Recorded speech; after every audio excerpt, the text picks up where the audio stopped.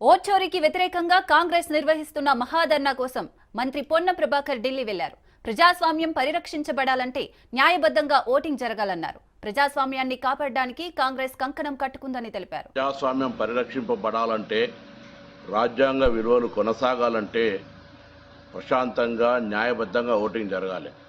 కానీ ఎన్నికల కమిషన్ను తమ తాబేదారుగా మార్చుకొని భారతీయ జనతా పార్టీ దేశవ్యాప్తంగా తమకు వ్యతిరేకంగా ఓటు వేసే వాళ్ళను ఓటు తొలగించడం, ఓటు చోరీకి పాల్పడుతున్నటువంటి పరిస్థితిని దేశవ్యాప్తంగా రాహుల్ గాంధీ గారు చాలా స్పష్టంగా చెప్తా ఉన్నారు.